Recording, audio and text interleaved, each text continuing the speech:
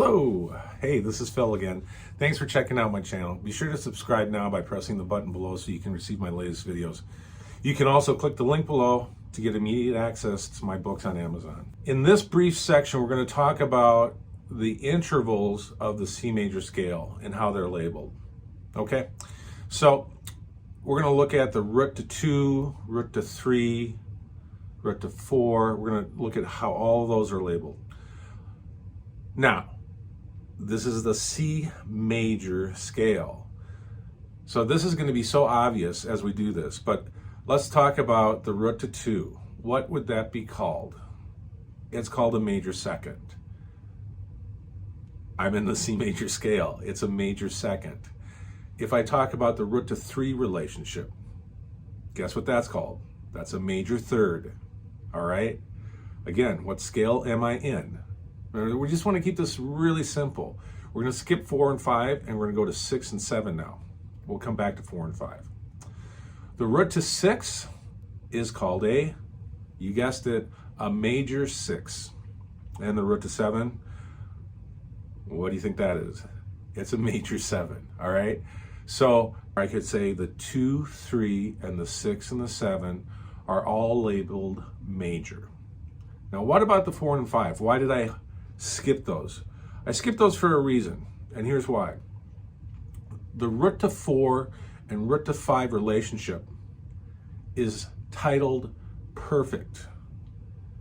Now you may be asking, well, why is that called perfect? Why aren't the other ones called perfect?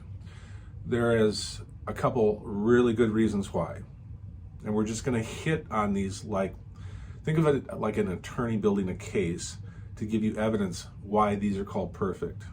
Okay? Let's go to the 5th.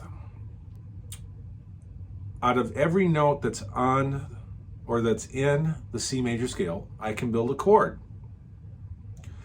And chords are like houses. Think of it like a basement with a first and second story. Like a cord of rope, you need 3 strands to braid.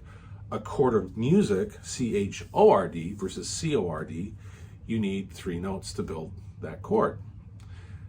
6 out of these 7 chords have a root to 5 relationship. There's only 1 chord in the entire key of C major that does not have a root to 5 relationship. And that's a diminished chord. Now, we're not going to get into all the details of this, but I'm just saying, think about this for a second.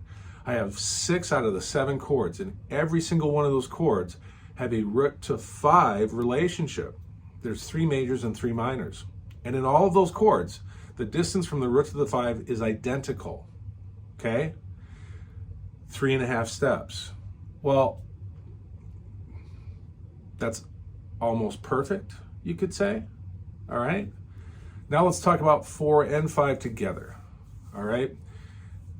There's something called the circle of fifths and the circle of fourths in music.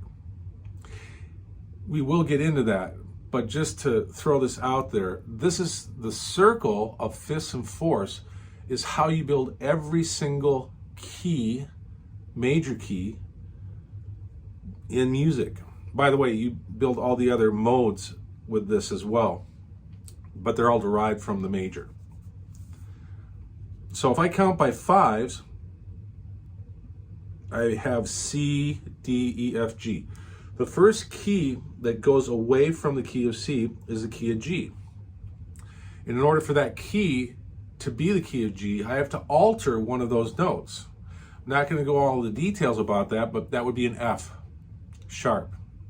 So the key of G has 1 sharp, F. If I build keys by 4s, I go C, D, E, F. That's 4.